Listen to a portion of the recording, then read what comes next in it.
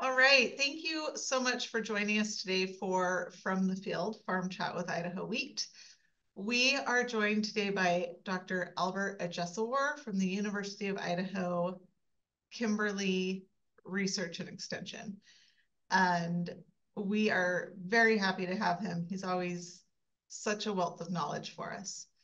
Um, Before we get started, and I'll have him introduce himself a little bit, but I just want to make sure everyone who is on this live knows that you can ask questions at any time. So just unmute your microphone, use the reactions at the bottom of your screen to raise your hand, or type your question into the chat, and we'll make sure that Albert is able to answer it for you. And also, thank you, Jim. Oh, you just turned off your camera. For joining us today. Jim Peterson is our research consultant and will be leading most of this conversation with Albert today. So Albert, go ahead and introduce yourself and then we'll go from there. All right. Thanks for having me. My name is Albert Adjesiwor, and I'm Extension Wheat Specialist with the University of Idaho. I'm based at the Kimberly Research and Extension Center. I started down here in July of 2020, which is a fun time to start. So I've been here for 4 years-ish at this point. And so I work mostly in small grains, and I do some sugar beet, dry beans, some alfalfa work, and also some other crops like corn. So I am happy to be here today, and I will be happy to take any question you have anytime during my presentation. Nope. Can I get permission to share my screen? Yes, absolutely.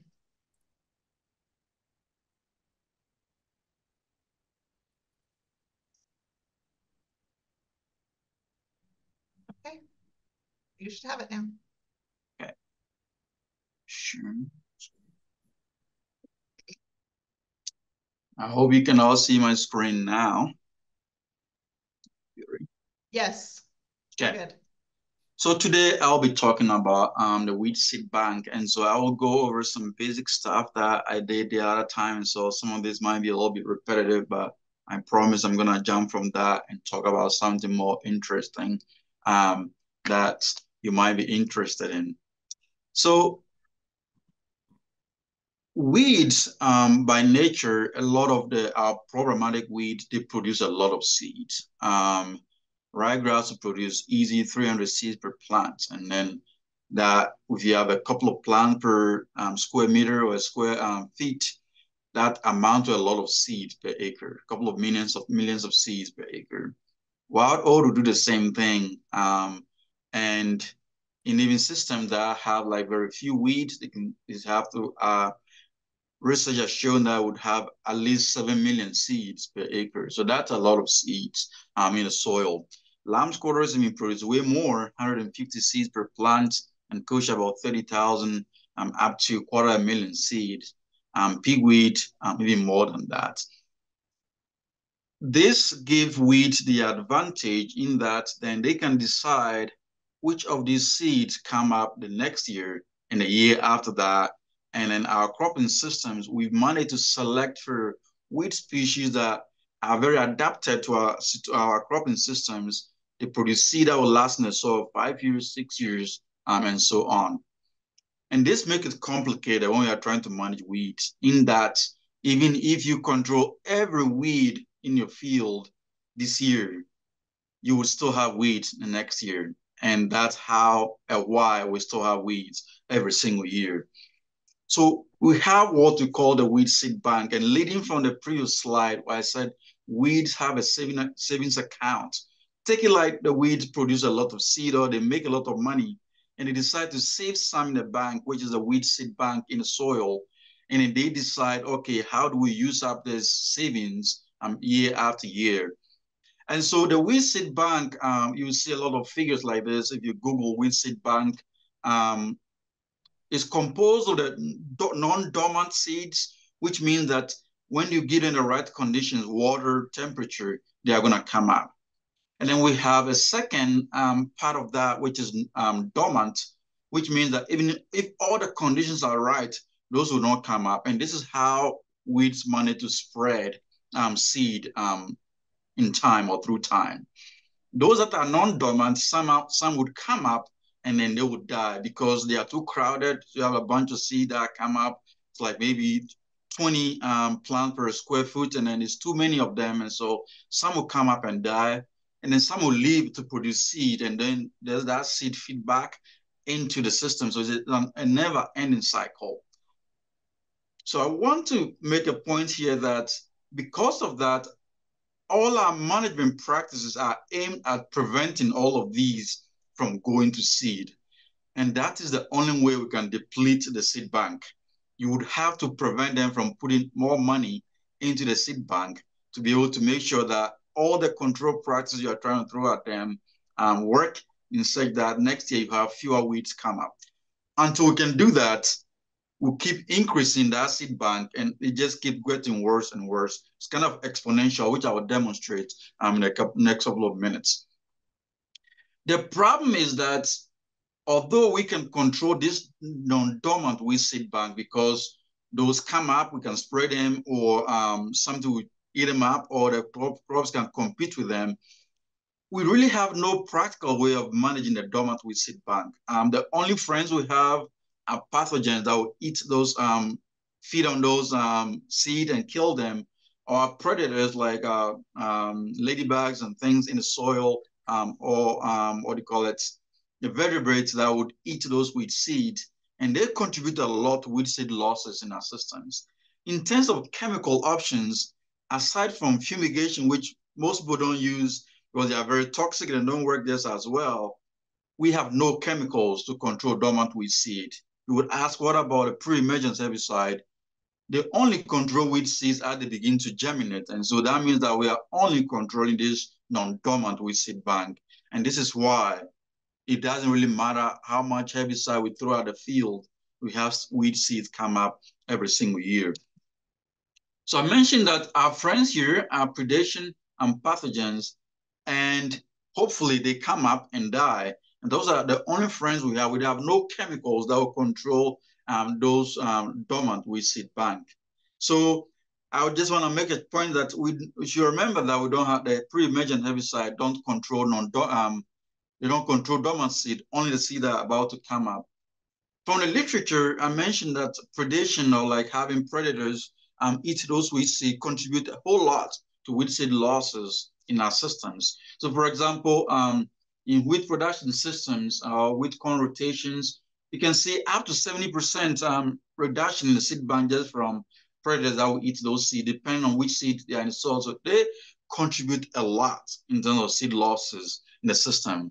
But our understanding of those things are very minimal because we scientists and entomology don't get along that well. And you might be asking, what about tillage? Tillage doesn't necessarily control the weed seed bank in that if you're in a no-till system, majority of the weed seeds will be close to the soil surface. And so that gives it a chance to come up every single year. If you go in and till and turn the soil over, what you do is just bury those weed seed deeper at a depth that it might not be able to come up that year. The next year, you bring a new batch out to the soil surface. And so what tillage does is just to change the distribution of the weed seed, whether they are close to the soil surface or buried and bring to the soil surface every single year. And please, you can stop me at any time to ask any question if you do have some. Some research that was done in North Dakota a while back, and I like this study because they demonstrated that crop competition works a lot in terms of controlling seed bank. This is wild oat. And I mentioned that this is 1 million seed per acre in the field. If they have no crop for 3 years in a row, they start with 7.4 million seed per acre. They end up with 56 million seed per acre. That's an exponential increase in the amount of seed you have in the soil just over a 3-year period. If they had barley every single year, just a crop competition, although it increased from 7.4 million, just about 11 million seed a 3-year period. Wheat, they increased from 7.4 to about 16.1 million in 3-year period. If they apply trilate or FAGO every year with barley, they reduce from 7.4 to about 1.9 million seed per acre. And although this might seem like a significant decrease, just those many seeds per acre is still enough to cause substantial yield loss. And to put this into perspective, they found that some treatment work 85 to 95, 98% in terms of controlling wild oats. But even with that, after a 3-year period, they still ended up with about 400,000 seeds per acre. And that was enough to cause substantial yield loss. So the point here is that for long-term management of seed bank, it has to be a sustained effort to control those dormant weed seeds in the soil. And I made this point that even if we kill every single thing that emerged, that would not cause a local extinction, that they will still come up every single year. So our long-term plan then to manage the seed bank is to make sure that we prevent as many of those weeds that escape our control from going to seed. And that will ultimately help to deplete the weed seed bank. And I don't know, I have time, so I can do this. So there's this a weed seed bank reduction model that a weed scientist put together, and I'm gonna stop sharing the screen and then see if I can open that.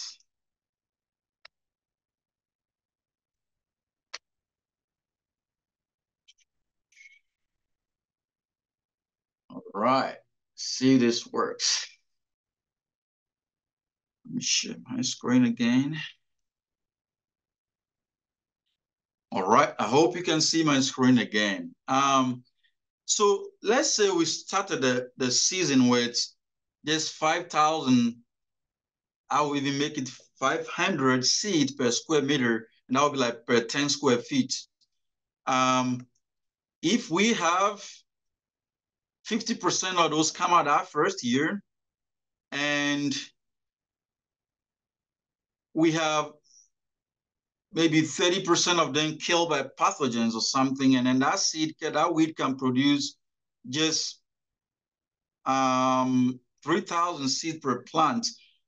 Even with 95% control, at the end of that first year, we go from 500 seeds to 37,000 seeds per square meter or per 10 square feet.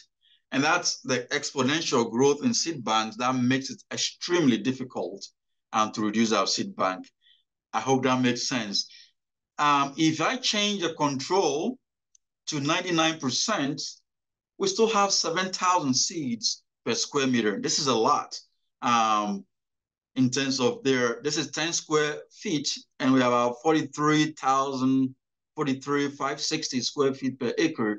So that's a lot of seed per 1 acre. So that's why it is extremely difficult for us to prevent weed from coming up every single year. And so for long-term management, it has to be a sustained effort to make sure that if you harvest your grains, you probably have to come and follow up with herbicide to make sure that those that stay there don't produce seed and add up to the seed bank, because then whatever you did throughout the season doesn't really do much in terms of long-term management of the wheat seed bank. Go back and share my slides again.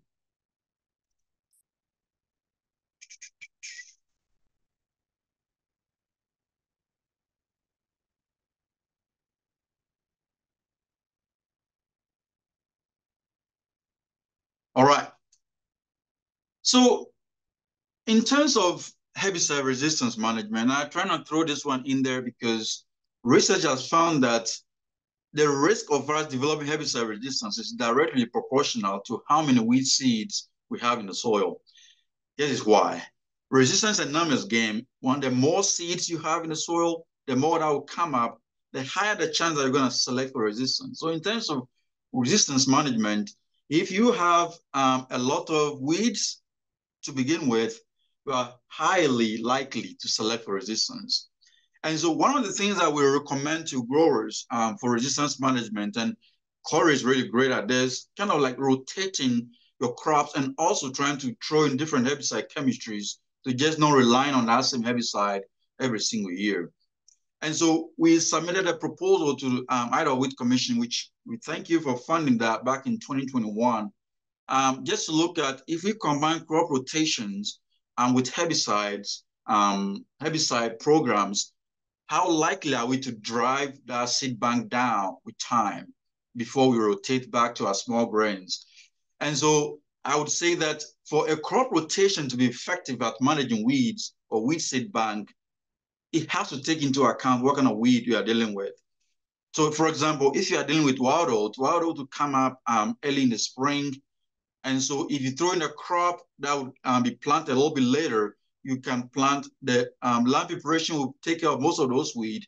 You have few herbicide options in that crop that are probably not labeled for small grains. So even if those wild oats are resistant to, say, axial, you have different herbicide chemistry for you to use that. And so that's kind of the role crop rotations play in terms of managing the seed bank or herbicide resistance in general. So the objectives were we wanted to compare the seed bank density in wheat alfalfa and wheat kind of annual crop rotations. And that in the Magic Valley here, most people use like alfalfa as their cleanup crop. And so if they have a very bad weed problem, they rotate to alfalfa with the hope that by the time the alfalfa get out of the field, they're able to take out that weed problem. So we wanted to see if you rotate to alfalfa, those the weed seed, would they just sit in the soil and wait for you until you rotate back to small grains, or you can drive that down and with time. And then also, we wanted to see if we throw in a pre-emergence or a residual herbicide in each of the crop phases, does that help to drive that soil seed bank down and with time? So the rotations, we have 4 rotations: spring wheat followed by alfalfa for 3 years, and a spring wheat with dry beans. And as I mentioned, because dry beans are planted late, and so by that time, most of the small grain weeds have come up already. So that was the idea. And then corn, and then we have one that had all the 3 annual crops in the rotation. And so this is the 4th year of that trial, and then we will take it to next year, where we terminate everything, including the alfalfa. We plant small grains and just will not apply any herbicide and just see how many weeds will come up in the small grains. So we are taking weed density and then the weed seed bank density as well crop yield, and ultimately we're gonna do some economic analysis. And most of this work was done by one of my grad students, so thanks to Chandra for doing most of this work. And she's also the one, she finished her master's, so she's still collecting data from this trial to finish it up. And then she's the one working on most of the PNW herbicide-resistant initiative now, doing the germination ecology trials right now. So this is one of our plots, the wheat corn rotation, and you can probably see all the wild oats in this plot. Just after a year that we didn't apply any herbicide, even the corn was struggling to come up of that. And then we saw some differences in kind of our post-emergence only. And that one that we threw into a pre-emergent herbicide. We'll just show you some photos down here in the next couple of minutes. So sometimes we go to the field and then this is how the wheat looks like. We're like, wow, this is clean.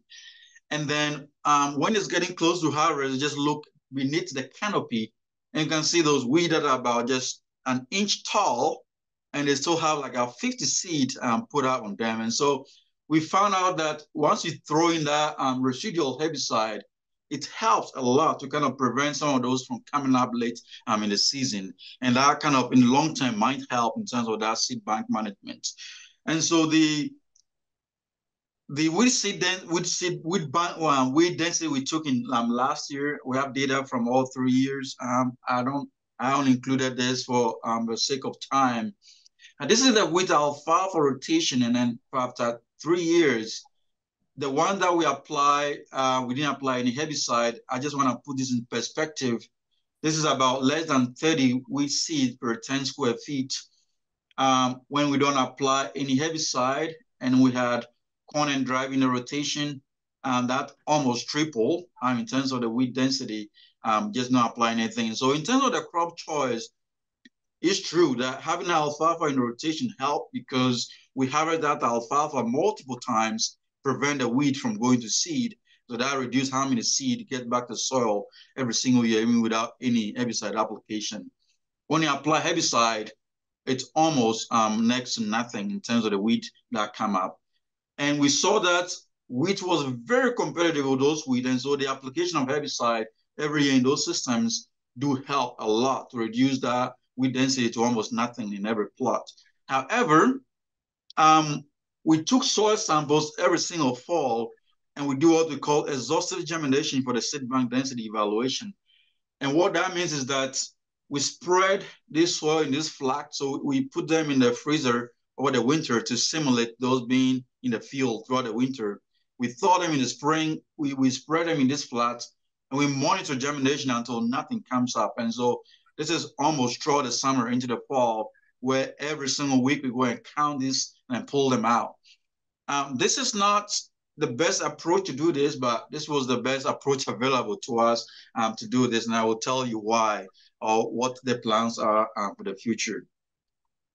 And so this is as at last year when we did exhaustive germination. So this is like soil collected from fall of 2022. So the soils we collected last year, we're going to do those this spring. And so this is going to start in April and go all the way to like August till nothing comes up on those flats. So this is the number of seeds per just 10 square feet for the wheat alfalfa rotation. And this was close to less than 1,000 seeds per 10 square feet.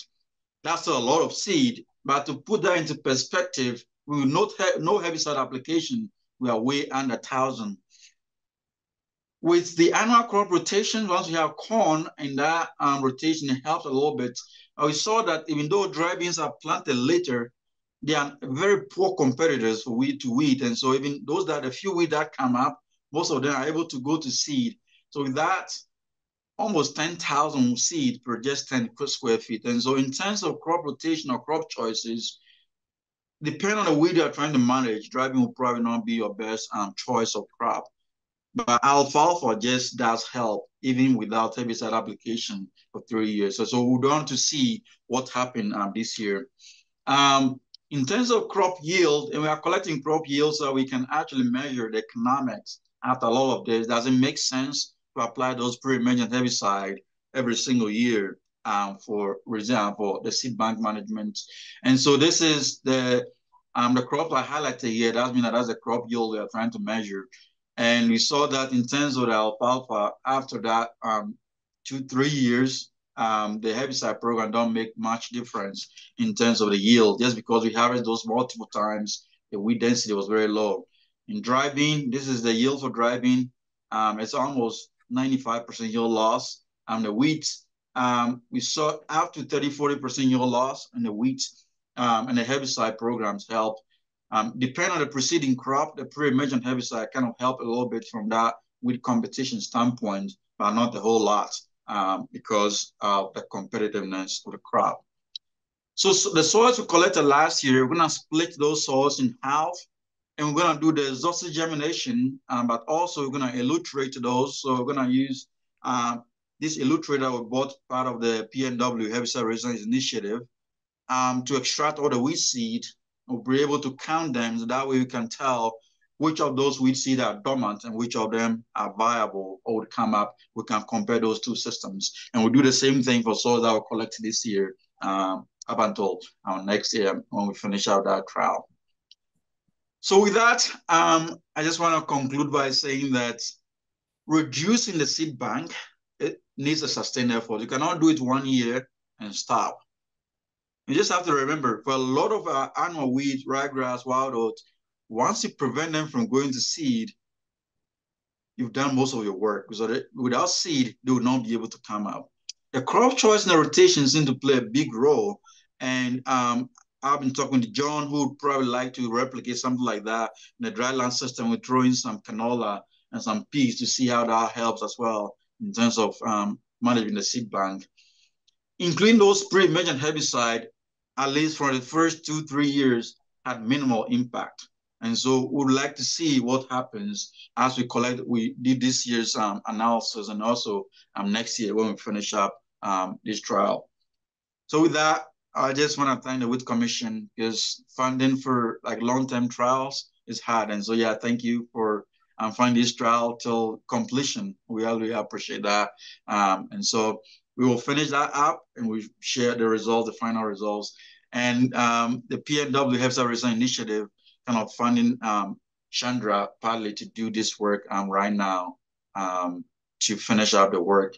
And with that, I just want to thank my crew for doing most of the soil sampling and counting those weeds under the crop canopy. And with that, I'll be happy to take any questions you have for me. Thank you. Albert, I do have a question. Yes. In your research, you do talk quite a bit about the importance of crop rotation.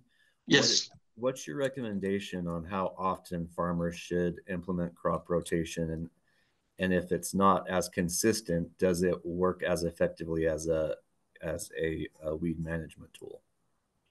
That's a good question, Ryan. So we recommend that if you can, at least have one or two crops between your wheat crops in terms of managing that, and select crops that would give you additional tools or herbicide options for managing your weeds. So for example, if you rotate your wheat with peas, you have a lot of different herbicide labeled, group 15 herbicide labeled there that you can use to control some of your grasses that you cannot use in your small grain. And so we recommend that having two crops between your grain crops helps in terms of managing the weeds and kind of preventing you from relying on the same herbicide, kind of selecting for resistance. Right. Okay. Thank you. Yeah. So Albert, I've got a couple questions for you. The reduction after alfalfa, is that basically because of lack of soil disturbance? You're not bringing those weed seeds up to the surface? Is that part of the advantage of that alfalfa rotation? That's a good question, Jim. And so since we started the trial, we haven't done any deep tillage. And so we take the soil samples to about 8 inches deep. And so anything we did was just like, raw harrow the top like 3 inches. And so we don't expect seed to go beneath that 3 inches. And so we expect those systems to be the same since we don't have a tillage treatment. And so it's not because of tillage. It's probably because we harvest that 3 times a year. And so we prevent those essentially from going to seed for the most part. Are there significant differences in how long some of these different weeds will lay in the soil dormant before the seeds deteriorate? Are we selecting for enhanced dormancy in these seeds? It could be. And so I'm happy that we got that illustrator because the system we're using would probably more likely give us the seed that are non-dormant because we are waiting for them to come up. We give them enough time to break that dormancy, but we just don't know how many are left in our soil. And I didn't know we were gonna get this illustrator, but maybe we should have saved the seeds from every single year after that exhaustive germination to kind of illustrate those and just to see if they have any seed in the soil that didn't come up. But I think that splitting those soil samples and doing those two would give us answer that question to let us know, okay, in the alfalfa, maybe it's 90% reduction, but is it because they are all dormant or because they are not there? And so that would help us kind of answer that question. That was a good question. So are there different, do the crops provide some exudates that stimulate germination of weeds? Are there different reasons for why we're seeing different weeds in response? So the mostly differences in the weed species is mostly depend on like the type of crop because of the time you plant, the kind of herbicide you use in those crops. So for example, although the dry bean rotation is that bad, I would probably guess that most of those weeds are probably foxtail and probably pigweed. And so it might not be classic small grain weeds. And so we have those data per every species. And the intention is to separate those at the end of the study to get to see, okay, did we drive down wild oats or all the density is being driven by something else that would not be a major problem in small grains. So Albert, one thing, could you comment a little bit about how the herbicide resistance initiative is progressing and how this all kind of fits together? Because I think that long-term project now that's being funded is very exciting. It's going to bring a lot of tools, I hope, to the growers. And maybe just some thoughts on how that all fits together would be helpful. Yes, so that's a good question, James. So the PNW Resistance Initiative, we started with kind of low-hanging fruits to kind of look at some of those ecological things. So the idea now is we take soil samples from some of those long-term trials, like this one, the tillage strip that John has up north, just to see how like the seed bank differs in those systems. But we intend to start some long-term trials. And one idea that came up last year from the Wheat Commission was if we do have resistance and we tell us to use crop rotation, different herbicide, how does that help us drive down that wheat seed bank? Is it going to get better with time, or we are just down forever? And so what we are trying to do now is to see if we can plan a study around something like that to kind of like have something replicated, at least across the state, for us to be able to answer something like that growers are interested in. And so those long-term trials, we scientists don't agree on anything. And so it might probably just end up with probably myself and John doing something for Idaho, and then the Washington guys will probably do something a little bit different based on the wheat species they deal with. But we will have some long-term trial like this established. But we are collecting soil samples now from some of those long-term trials we have already to answer the question of tillage and then the question of kind of those herbicide programs over time. And then we will start something specifically on reducing the seed bank. But we are collecting wheat seeds that we're collecting last year. We're collecting some this year. We are screening for resistance to kind of continue to map and then ultimately come out with that interactive map that you can go on there and just click on a county. You probably know which resistance you might have in that county and to which weed and which herbicide. And then my grad student Chandra is doing some of the germination stuff right now. We are looking at germination temperature, moisture, and then that herbicide activation and moisture requirements to kind of answer some of those basic questions why those applications fail sometimes. It's not necessarily because they are resistant, but small things we can do, or waiting a day or two to apply something to just make sure they work better. Well, as you say, Albert, I mean, it is a numbers game when it comes to resistance. And unfortunately, weed species are really good at numbers. So it is really hard to get ahead. But I really appreciate what you're doing. Thank you, Jim. Corey, do you have a question? Yeah, I got a question. How much of a weed seed's dormancy is predetermined by like genetic makeup or whatever in it, and how much of it is, I don't know, back in the rod weeding days of dry land farming, there'd be farmer tales like, oh, you got to get it within, so much distance of the soil surface, which I always struggled with. How does a seed know how deep it is in the soil? I mean, I can't see light penetrating more than a few millimeters, but then there was talk about, oh, the orientation of the seed matters when you stir the dirt. I'm not sure I believe any of those things. Is there a way to know how long the dormancy of any particular seed is going to be? The answer is yes and no. So for example, for wild oats, we know that based on where those seeds are produced in the canopy, so those like down in the canopy, those are going to be more dormant. And so like genetically, that's how they are. They are already dormant to begin with. And those are also the ones that are going to drop faster.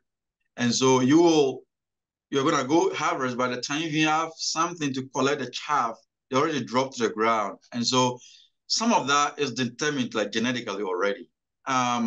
Also for a species like common lamb squirrel, for example, 3% of that, about 3% of those seeds are going to be the ones that are not dormant. They can come up at any time. That 97%, it can go from anywhere from any time to 20 years plus.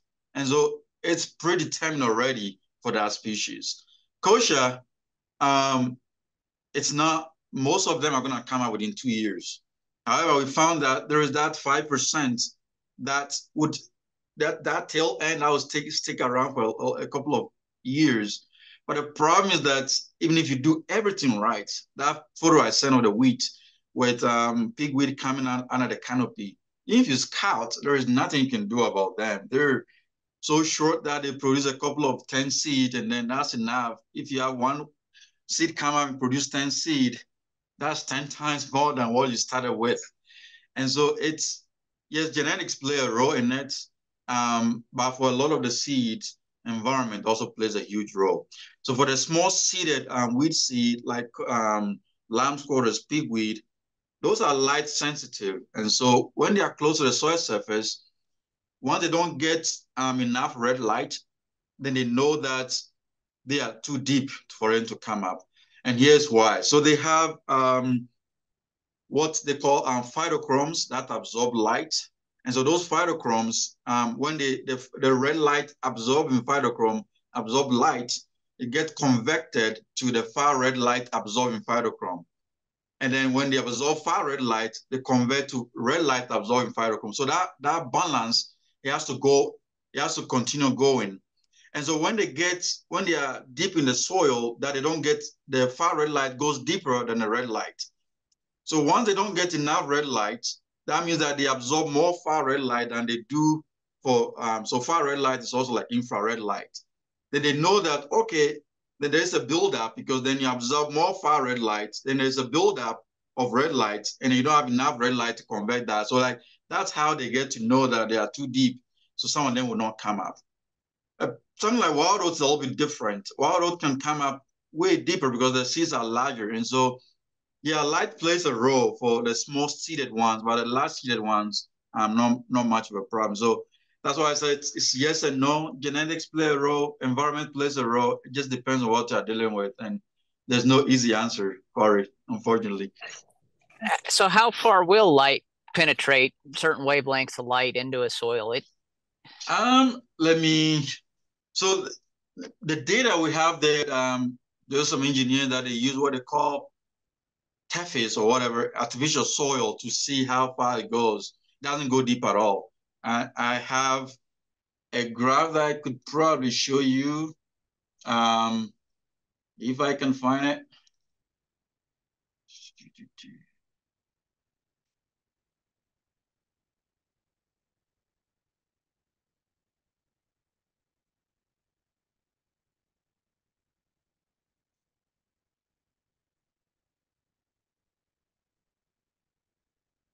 Okay, let me see. Please let me know if you can see my screen. Yeah, we can see it. Okay, so this is it doesn't, and this is, I don't know how much that's related to actual soil, but they use artificial soil. This is micrometers, very thin. So it doesn't go that deep. And so for a lot of the wheat seeds, they have to be close to the soil surface. Those small seeded ones like lamb's quarters, pigweed. Genetically, something like kosher, because by design, the seed don't last longer in the soil.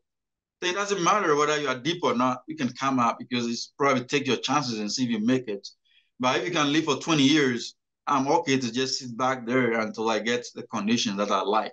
So that's kind of help, kind of like combine genetics and environment to kind of determine when those come out sometime. And so we actually did some work where we give them artificial red and far red light, just like I think about 8 minutes every single day for like 21 days, and just to see how those weeds respond. And some of them do respond a little bit, like red root pigweed here. Kosher, not that much. You can see lamb's quarters here. Once you give that red light, it just bumped that from almost like 20-40% to almost 100%. So it varies by species, and ryegrass also would do some of that. Wild oats, you get some small, this is wild oats, you get some small increments, but not as much as you do for something like lamb's quarters. And so it does depend on kind of wheat species you are dealing with.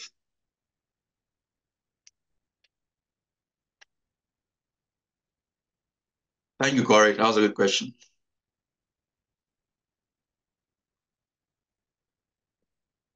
All right. Well, thank you so much, Albert. We are about out of time. So thank you for joining us today and answering our questions, talking about the seed bank. And thank all of you who joined today as well. If you want to share this episode with a friend or a neighbor, or you want to go back and review it at a later date, you can do that. We will save the video to our website, idahowheat.org. You can also find out on our YouTube channel, which is Idaho Wheat, and by searching your favorite podcast platform for our channel. Those will be posted by the end of the week. So thank you again, Albert, and we'll see you all back here for our next From the Field in a couple of weeks. All right. Thanks for having me.